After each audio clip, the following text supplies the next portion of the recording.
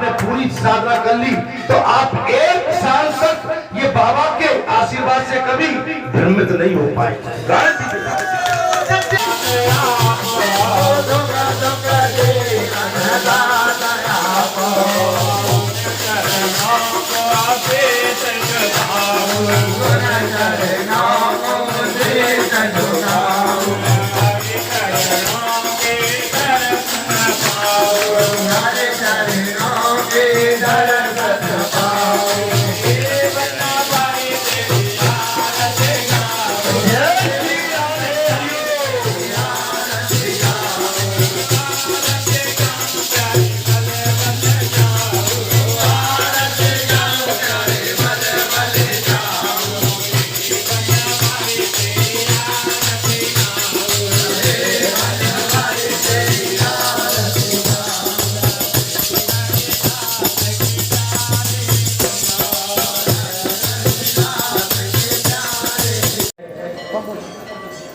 सब इस तरह के आयोजन प्रयोजन, संतों के दर्शन, महात्माओं के दर्शन और महापुरुषों के दर्शन और साक्षात नारायण का आशीर्वाद कब प्राप्त नहीं होता। आपके पुण्य फल, आपका किया हुआ सत्कर्म, हमारा आपका पूर्व जन्म में जो हमने सत्कर्म किए थे, इस समय उसी का हम लाभ उठा रहे हैं। अगर हमने पूर्व जन्म में अच्छे सत्कर्म न किए होते तो हमको मनुष्य योनि भी प्राप्त नहीं होती। और उसके साथ हरि भजन और संतों के दर्शन और महामंडल महामंगल और राम कथा, भाद्रमास शुक्ल पक्ष, भाद्रमास शुक्ल पक्ष। और दूसरी एक बात और आती है कि इसी भाद्रमास में भगवान कृष्ण का अवतार भी हुआ है।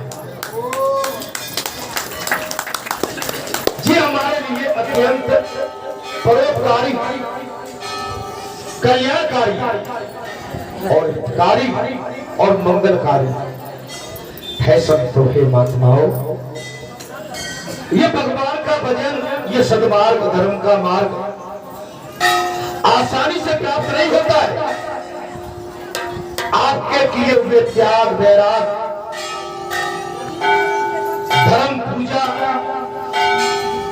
वेद शास्त्र का कीर्तन, संत सेवा, राज सेवा और धर्म की सेवा के लिए उपलब्ध होता है। हमारा आपका भाग्य यह तय था मिलन होने के लिए। आप में से कई अन्य स्थानों से आए हैं, लेकिन ये संगम तीर्थ है। हमारा सभी भक्त मंडल का इस बालाजी तीर्थ में संगम माने मिलन हुआ। अब क्या हो रहा है? निश्चित हमने पूर्व जन्म में कुछ अच्छा किया होगा, उसका फल हमको साक्षात प्राप्त होगा। घंटे बज रही है, संतों के दर्शन हो रहे हैं, कीर्तन संकीर्तन, वेद शास्त्र का बखान, परमात्मा के दर्शन और बालाजी का संपूर्ण आशीर्वाद आप पर, हम पर, सभी पर है। कथा में बात आती है महाराज, एक बात आ गया था, एक प्रसंग आया। अर्जुन ने भगवान से अनायास पूछ लिया, बोले हे श्री कृष्ण, क्या करते ध्यान से बैठे नहीं पाता, आगे नहीं बैठे, कोई भी दर्शन करे, जहां जगह मिले पीछे आराम से बैठे।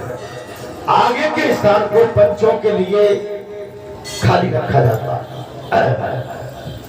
महाराज अर्जुन ने प्रश्न कर दिया भगवान, बोले हे श्री कृष्ण, जब जीव गर्भ में आता है तो वो किस पूर्व कर्म के कारण आता है? मैंने वही बात कही अभी कथा में, जब जीव किसी माता के गर्भ में आता है तो कौन से पूर्व जन्म के सत्कर्म के माध्यम से आता है? तब भगवान श्री कृष्ण बोले महाराज, और भगवान से बोले हे मधुसूदन, प्राणी जन्म से पूर्व गर्भवास की पीड़ा भोगता है। जीव को शांति कहीं नहीं। अगर गर्भ में भी आ जाए तो भी पीड़ा, और गर्भ से बाहर निकल के आ जाए तो भी पीड़ा। गर्भ में रहे तो पीड़ा। गर्भ माने माता के गर्भ में 9 महीने का नरक, विष्ठा, मलमूत्र के भंडार में उल्टा, जीव उल्टा माता के गर्भ में लटका रहे। कैसा लटकता है? सीधा भी नहीं, नीचे मुंडी, ऊपर। अब समझ लो कि जीव पर क्या क्या बीतती होगी। जब कोई माता गर्भ से होती है तो 2.5-3 महीने के बाद एक लोथड़ा बनता है, फिर 4 महीने में उसका विकास होता है, अंग बनते हैं। अंग बनने के बाद पूरा शरीर बनता है, और 6-7 महीने में वो जीव पक जाता है माता के गर्भ में। तो उसमें महाराज क्या होता है?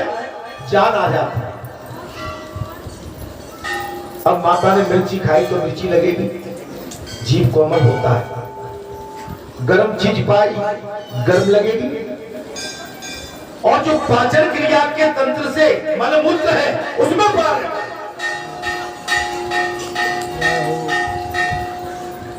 आपका किया हुआ आहार वो क्या मल बनता है, और वो उस मल में जीव पड़ा रहता है, मूत्र मल में पड़ा रहता है।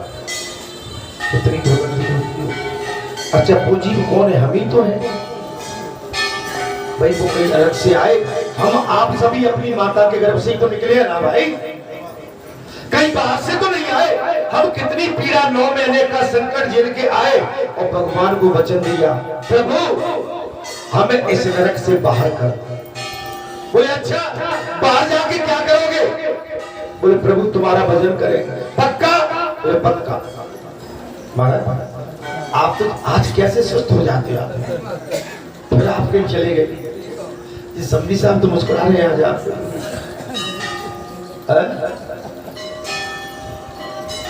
एक सुंदर पुरुष के चेहरे पे अगर मुस्कुराहट चली जाए तो अच्छा लगेगा।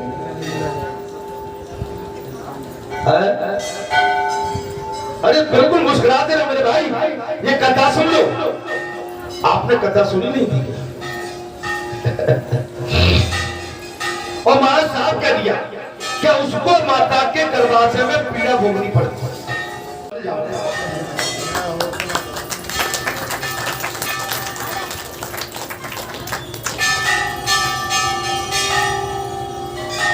अरे ध्रुव को उत्तानपाद राजा की गोद से सौतेली मां सुरुचि ने अलग उसकी बात पकड़ के फेंक दिया। कब? ईर्षा पूर्वक। लेकिन ध्रुव जी रोए नहीं, धैर्य रखा। और जब फेंका पिता की गोद से, और ध्रुव थोड़े बालक में थे, कुछ अनमने से अपनी माता के पास पहुंच गए। ठीक है? जबकि ध्रुव के पहुंचने से पहले ही वहां पर जो सभासद थे उन्होंने कह दिया, महारानी आपके पुत्र ध्रुव को महारानी सुरुचि ने, सुरुचि माने जिसकी संसार के प्रति रुचि हो, और सुनीति माने जिसकी धर्म के प्रति रुचि हो, वह महाराज की गोदी से अलग उतार दिया। अनमने से कुछ रोते, मां मुझे मौसी ने पिताश्री की गोद से निकाल दिया। बेटा चिंता मत कर, ये तो तेरे इस जन्म के पिता हैं, ये तो संसारी पिता हैं। आज तेरी ध्रुव तेरी मां तुझे आशीर्वाद देती है, जा ये पिता की, संसारी पिता की गोद तो बहुत छोटी है, मैं तुझे परम पिता की गोद में बिठा दूंगा।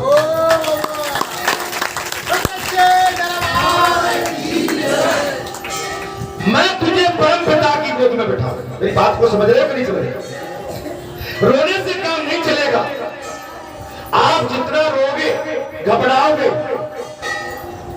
उतना लोग आप पर प्रहार करेंगे। और आप जितने सशक्त होंगे, जितने दृढ़ विश्वासी होंगे, संकल्पी होंगे उतने आप इन सब बाधाओं को काटते हुए अपना लक्ष्य प्राप्त कर लें।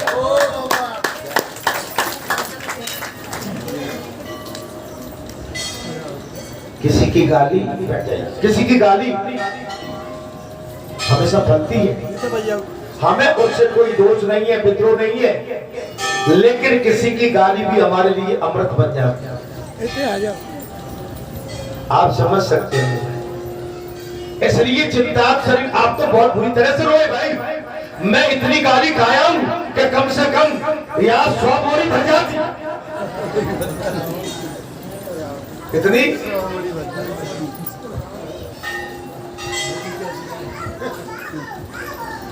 लेकिन मैं तो हंसता था। जब कोई क्रोध करे तो मुस्कुरा जाओ तो उसकी आधी शक्ति तो वैसे खत्म हो जाएगी। सामने वाला गुस्सा हो ना तो उसके सामने आप मुस्कुरा जाओ तो उसका आधा क्रोध तो वैसे परास्त हो जाएगा। मैं तो जीने की कला बता रहा हूँ डॉक्टर साहब। आप तो दवा दे के आप कैसे मरीजों का इलाज करते होंगे। आपके पास तो मरीज में कुछ ऐसे आ जाते होंगे, आप उनको देख के रोने लगे तो फिर इलाज कैसे करते होंगे। नहीं मैं हंस रहा हूं, ठीक है। बात आ गई महाराज, अपनी माता के गर्भ में जीव उल्टा और जन्म लेते समय काफी कष्ट भोगना पड़ता है जी। क्या करना पड़ता है महाराज। और फिर का अर्जुन ने बोले फिर क्या बोले, फिर उसे रोग कष्ट आदि होते। जब संसार में आता है तो क्या होती है, रोग कष्ट आदि बीमारी, और उसकी मृत्यु हो जाती है। बुढ़ापा आने के बाद मृत्यु हो जाती है। ये संसार का चक्र है।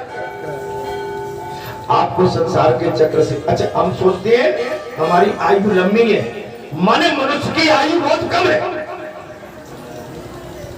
मैंने अभी प्रातःकाल बात करी थी 1974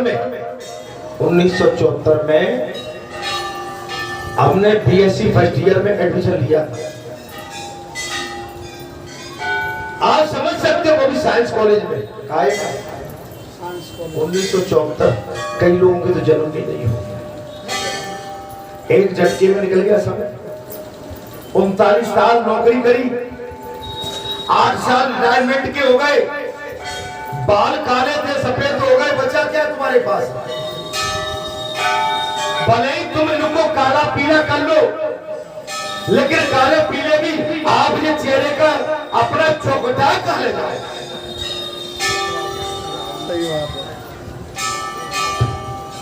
चेहरे को कहां ले जाओ। हाँ, लेकिन मन पूरा नहीं होना चाहिए। मन हमेशा सशक्त रहना चाहिए।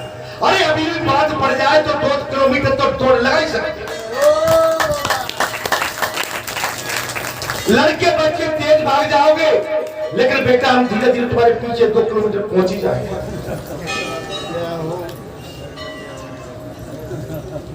मन को मत हारने दो। मरने से क्यों डरते हो। कथा कह रही है मौत तो निश्चित है। यह शरद कुमार ने साफ कह दिया। एक समय पार्वती जी ने भगवान शंकर से पूछ लिया, हे महेश्वर इस क्षेत्र का महिमा क्या है। बोले बालाजी धाम की महिमा क्या है। मैं आपसे ही पूछ रहा हूं। अच्छा बालाजी धाम की महिमा क्या पुजारी जी महाराज। नारायण जी कहे कि महिमा का है तो सब जगह दिख रही है। अंधेरे को मिटाता है, अंधेरे को मिटाता। मैंने पिछली बार शनिवार को भी कहा था कि आप जिस घर में रहते हैं वो घर आपके अंदर घुसते ही वो घर प्रकाशमान हो जाए। वो घर आपका इंतजार करता हो, वो घर आपकी बात देता हो। घर घर मैं आपकी औरत या पत्नी या बाल बच्चे की बात नहीं कर रहा हूं। वो घर आपका इंतजार करता हूं। क्यों कि आप एक धर्मात्मा, एक प्रकाशित आत्मा उस घर में जब पहुंचते हैं तो वो घर की दीवारें भी कहती हैं कि मेरा प्रकाश देने वाला आ गया। तुम लड़ते भटके रहो।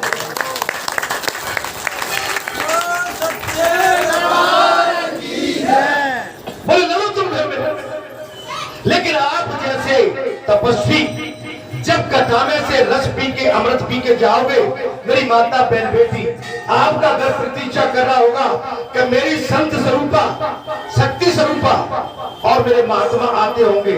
जब मेरे अंदर प्रवेश करेंगे, मैं भी निर्मल हो जाऊंगा उनका दर्शन करके।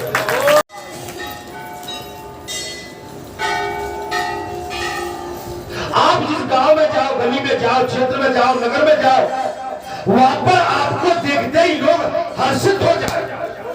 अच्छा, जरूरी नहीं है कि सभी हर्षित होंगे, कुछ ऐसे भी बैठे रहते हैं, महाराज आप बिल्कुल शरीर को बिल्कुल तपा के जाना, लेकिन फिर तो महाराज बाबा जा रहे हैं, महाराज बाबा इतने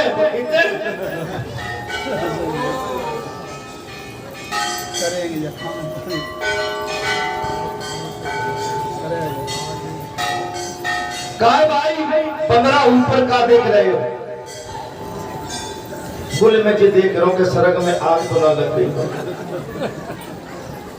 ऐ बंदर, सड़क में आग ना लगा तो काय, तो फिर कितना घोड़ियन के पड़े ना।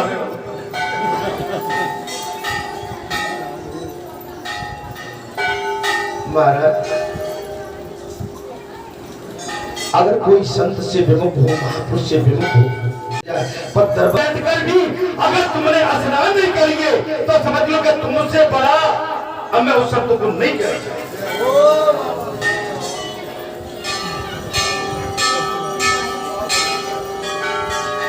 कथा में दे दिया महाराज, बालाजी धाम में आके आपका कल्याण तय।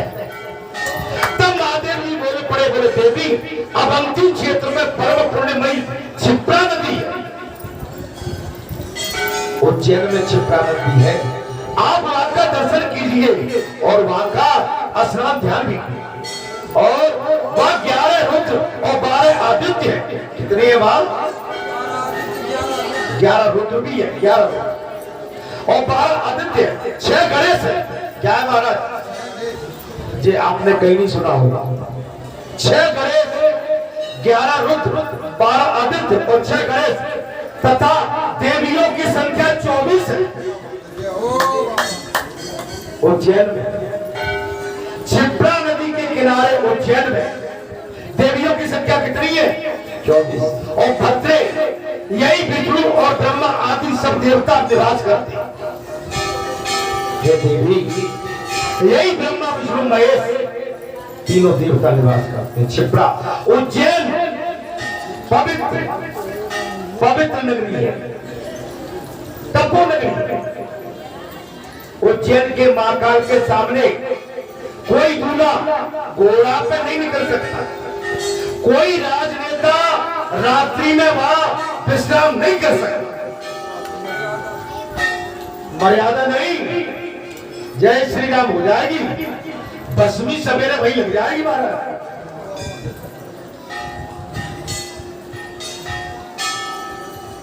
एक योजन क्षेत्र देव मंडल से व्याप्त, एक योजन का क्षेत्र ये देव मंडल से व्याप्त है। बालाजी धाम ग्राम भरेठा ये सिद्ध पीठ हो चुका है, आप इसमें चूक मत कर देना।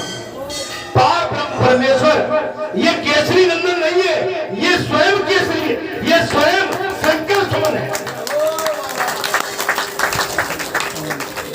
महाराज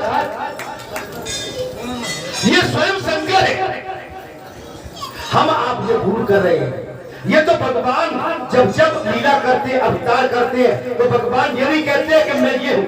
भगवान किसी न किसी रूप में आके अपना बालपन, अपना संतपन, अपना महात्मापन कोई न कोई रूप धारण करके और प्रकट होते हैं। हे संत प्रसाद दीक्षा, हे संत, यह 10 विष्णु प्रसिद्ध है, एक विष्णु नहीं। कथा सुनिए ध्यान से। अवंतीपुरी उज्जैन में 10 विष्णु प्रसिद्ध है, उनके नाम सुनो। वासुदेव, अनंत, बलराम, जनार्दन, नारायण, हरिकेश, 12 भगवान, धरणीधर, वामन रूपधारी और विष्णु तथा लक्ष्मी जी के आश्रय भूत भगवान शेषयानी। ये भगवान के सब स्वरूप है। आप किस चक्कर में पड़े, यहाँ क्या समझ रहे हैं? बालाजी महाराज स्वयं अष्ट सिद्धि, नौ निधि, राम दरबार, कृष्ण दरबार, महादेव की पंचायत, स्वयं नीलकंठ भगवान, माँ भगवती, प्रियतराज, भैरवनाथ, हीरा भूमिया, कुंवर ठाकुर, लोड़ी मैया, डगेल मैया, महाराज कालका मैया। अब बताइए तुम्हें क्या चाहिए?